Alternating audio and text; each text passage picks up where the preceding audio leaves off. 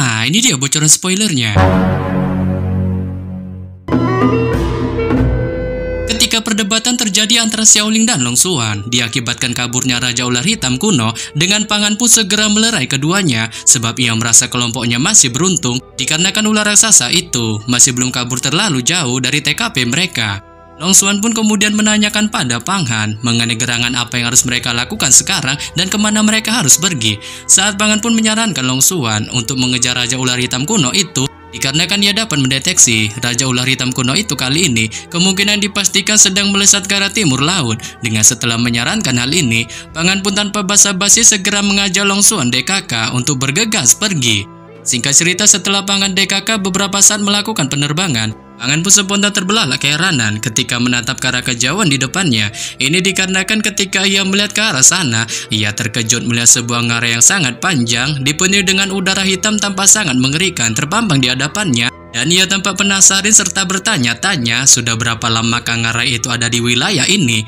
Tetapi ketika Panghan masih bertanya-tanya memikirkan hal ini, Long Xuan pun di sampingnya tiba-tiba sontak bereaksi dengan secara lantang memberitahukan Panghan bahwa ngarai yang mereka lihat kali ini ternyata menyimpan bahaya yang begitu mengerikan dan kemungkinan saja Raja Ular Kuno Hitam itu sedang bersembunyi di dalamnya. Oleh sebab itu Long Xuan pun mengingatkan untuk selalu waspada ketika memasuki ngarai itu, sebab hal itu dilakukan agar mereka tak terjebak oleh serangan tiba-tiba dari Raja Ular Hitam kuno.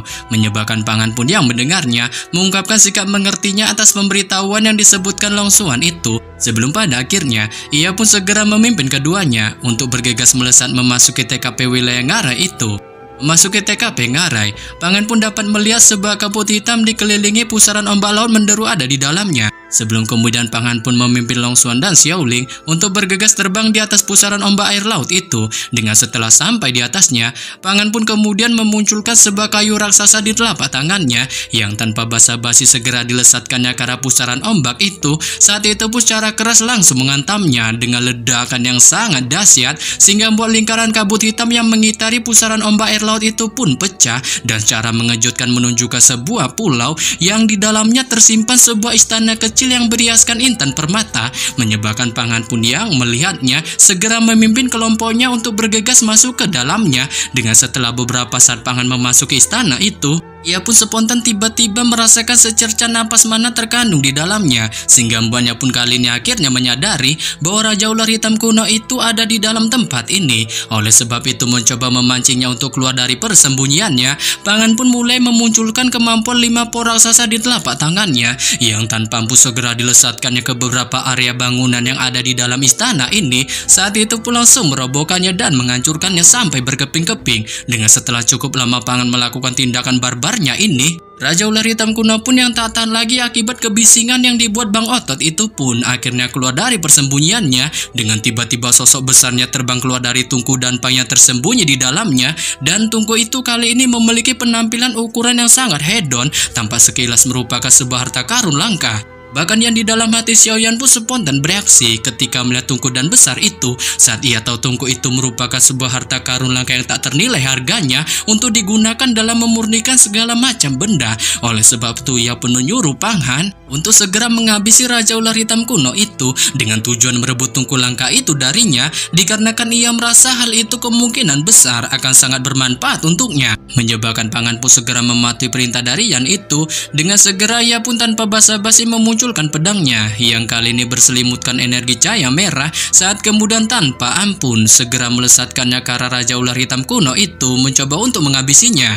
Melihat ini Raja Ular Hitam kuno pun merasakan akan bahaya dari serangan pedang Panghan itu, yang oleh sebab itu ia pun segera menebaskan ekor besarnya sehingga menyebabkan pedang itu pun berhasil ditangkisnya untuk secara langsung jatuh ke tanah. Tetapi di sini Panghan pun tak menghentikan sedikit pun serangannya pada Raja Ular Hitam kuno itu. Dengan segera ia melesat meluncur lagi ke arahnya sembari memunculkan energi badas di telapak tangannya yang tanpa ampun langsung ditumbuhkannya ke arah tubuh ular raksasa itu, sehingga membuat tubuh ular raksasa itu pun kali ini terguncang untuk sementara waktu. Tetapi baru saja Raja Ular Hitam kuno itu terguncang akibat serangan dari Panghan, Long Xuan pun tiba-tiba ikut join dalam buah kuantum ini dengan muncul seperti juri di hadapannya sebelum kemudian ia memunculkan kemampuan pedang kristal esnya yang langsung dilesatkannya ke arah Raja Ular Hitam kuno. Saat itu pun segera membentuk perangkap energi es yang langsung membekukan tubuhnya, diikuti gemuruh dewa hujan es yang langsung menghantamnya sehingga menyebabkan Raja Ular Hitam kuno pun yang merasakan siksaan brutal dari perangkap kristal es Long Xuan ini sontak melontarkan raungan kerasnya. Namun demikian di bawah siksaan perangkap kristal es ini, ia pun tak mau mati begitu saja di tangan Long Xuan. Dengan segera ia menembak kelima api dari mulutnya ke arah dinding kristal es itu. Saat itu pun segera menghantamnya yang mengakibatkan perangkap es itu pun dihancurkan dengan ledakan sehingga empat pedang kristal es Long Xuan pun kembali ke tangannya. Di balik ekspresi di raut wajahnya yang tampak tak senang, kemampuan perangkap energi esnya itu akhirnya dihancurkan Raja Ular Hitam kuno. Setelah melihat Raja Ular Hitam kuno terbebas dari perangkap energi es Long Xuan, Pangan pun yang menyaksikannya tak mau tinggal diam begitu saja. Saat segera ia memunculkan jarum Dewa Tianmu pemberian sinergi jalan waktu itu yang tanpa basa-basi langsung dilesatkannya ke arah Raja Ular Hitam kuno. Dengan itu pun membawa kilatan cahaya yang segera menembus tubuh besarnya, menyebabkan Raja Ular Hitam kuno pun lagi-lagi spontan melontarkan raungan kerasnya merasakan jarum itu hendak menembus tubuhnya. Namun di sini ia pun mencoba menahan serangan jarum dewa itu dengan memunculkan gelombang energi mana yang segera membungkus tubuhnya. Tetapi demikian tindakan yang dilakukan Raja Ular Hitam kuno itu tampaknya sia-sia, dikarenakan ketika jarum Dewa Tianmu itu menusuk tubuhnya, itu pun tanpa diduga tiba-tiba membengkak dan berubah menjadi kayu raksasa yang secara brutal mengoyak-ngoyak dan menghancurkan tubuhnya sehingga mbaknya pun pada akhirnya secara menyuramkan mokat. Dan setelah mokatnya Raja Ular Hitam kuno, Long Xuan pun yang melihat kepala Raja Ular Hitam kuno di tanah mencoba untuk mengambilnya. Dengan segera ia melambaikan tangannya memunculkan kemampuan energi es yang langsung dilesatkannya ke arah kepala Raja Ular Hitam kuno itu, yang hal itu pun segera membekukannya dan langsung disimpannya. Saat ini pun dilakukannya disebabkan ia ingin membawanya untuk menerima sebuah hadiah yang walaupun kepala itu sudah mati, nyatanya itu masih berguna untuknya. Adapun Pangan ia pun mengambil kesempatan ini untuk mengambil tungku besar dan milik Raja Ular Hitam kuno, tetapi tanpa diduga baru saja Pangan dan Long Xuan melakukan tindakannya itu. Pada saat ini di arah nun jauh di sekitar ngarai, tiba-tiba sekelompok orang pun berdatangan terbang, diikuti sebuah suara yang menyuruh Pangan untuk meninggalkan tungku besar dan milik Raja Ular Hitam kuno itu. Dengan setelah suara ini terdengar, banyak pedang terbang dan senjata sihir pun segera menyerbu ke arah Pangan, menyebabkan Pangan pun mencoba membela dirinya dengan bilang bahwa ia terlebih dahulu menghabisi Raja Ular Hitam kuno itu dan ia merasa berhak bagi dirinya mendapatkan semua harta yang dimilikinya itu. Tapi demikian pembelaan Pangan ini tampaknya sia-sia, dikarenakan kali ini banyak senjata sihir melesat ke arahnya. Yang paling terkuat merupakan pedang cahaya emas, menyebabkan Long Xuan pun yang melihatnya spontan bereaksi. Dengan segera ia mengeluarkan kemampuan magisnya yang segera membentuk pelindung di depan Pangan, mencoba untuk menahan semua serangan pedang itu, sehingga membuat semua pedang itu pun pada akhirnya jatuh ke tanah. Dengan setelah Long Xuan menangkis pedang itu, Pangan pun segera melesatkan tatapannya ke arah serangan pedang itu sebelumnya dan akhirnya bisa melihat sekelompok orang datang ke TKP-nya. Dengan salah satunya adalah seorang wanita memegang labu di tangannya, yang ternyata wanita itu tak lain dan tak bukan adalah King Wei. Melihat kemunculan kelompok King Wei, Pangan pun segera memfokuskan tatapannya ke arah 7 labu yang dipegang di tangannya. Dengan merasakan keheranan atas bentuk labu itu yang kali ini mengalami banyak perubahan, sehingga emaknya pun spontan bertanya-tanya mengenai hal ini. Tetapi setelah mengetahui labu itu sebelumnya ada di tangan Hua Tiandu, ia pun merasa si tengil salju itu yang merupakan biang keladi dari semua hal ini dengan memurnikannya dan secara cuma-cuma memberikannya pada King Wei bertujuan untuk membuat perselisihan dengannya. Memikirkan hal ini, keganasan pun perlahan melonjak di dalam hati Pangan. Dengan tak menyangka Hua Tiandu begitu bersemangat untuk merendahkan dirinya dengan menciptakan masalah besar.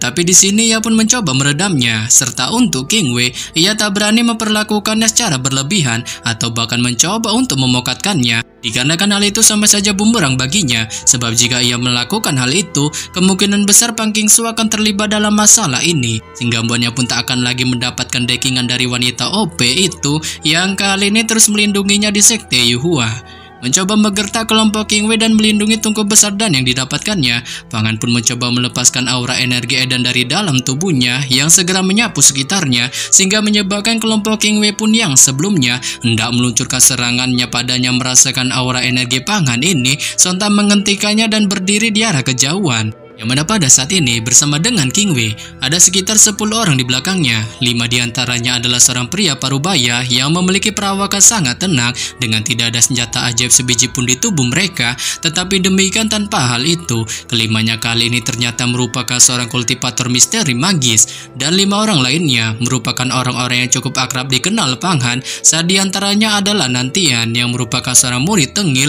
yang secara menyuramkan dikalahkannya di kompetisi daftar Sanhe waktu itu. Dengan jikalau tak diselamatkan senior Wan Luo kala itu, kemungkinan besar ia akan mokat di tangannya. Yang lain juga dikenal oleh Panghan. Saat itu merupakan seorang murid dalam sekte yang pernah dibonyokkannya waktu itu. Dengan ciri khasnya memiliki pedang ular perak. Ia ternyata siapa lagi kalau bukan Yuan Jiangkong. Melihat batang hidung dari Panghan, King Wei pun spontan menunjukkan keterkejutan hebat di raut wajahnya. Dengan benar-benar tak menyangka, pemuda berjubah putih yang dilihatnya di depannya ini adalah mantan kang budaknya. Menyebabkan Panghan pun yang mendengarnya hanya menunjukkan kesantuyannya dengan balik mensarkas kelompok King Wei yang menurutnya hanyalah sekumpulan para murid cupunan lemah. Sebelum kemudian ia pun mengalihkan tatapannya ke arah Nantian dan juga mulai melontarkan sarkasan padanya yang menghinanya telah dibonyokkannya dalam buah kuantum di kompetisi daftar Sanhe waktu itu. Dengan secara cupu diselamatkan oleh dekingannya senior Wan Luo. Saat ini pun membuat Nantian hanya bisa menunjukkan kesuramannya dengan juga mencoba melakukan pembelaan di balik kebencian yang terpancar di raut wajahnya menatap Panghan. Namun ketika Nantian menunjukkan kesuramannya, seorang murid sejati sekte Yuhua di sampingnya pun tiba-tiba bereaksi saat ia secara lantang menanyakan pada Panghan dan Long Xuan mengenai keduanya yang apakah murid sejati sekte Yuhua yang baru saja dipromosikan. Saat Long Xuan pun yang mendengarnya segera mengiyakan pertanyaan dari murid sejati itu yang disebutnya dengan nama Chang Baiji, dengan juga secara hormat menyapanya dan menanyakan padanya mengenai dirinya yang apakah berniat untuk menjelajahi lautan luas ini. Saat Chang Baiji pun bilang bahwa sebenarnya ia tak berniat sedikit pun menjelajahi lautan luas ini, tetapi dikarenakan ia diperintahkan langsung oleh senior Wan Luo untuk menjaga King Wei DKK selama perjalanan ini, mau tak mau ia pun harus mengikuti perintahnya.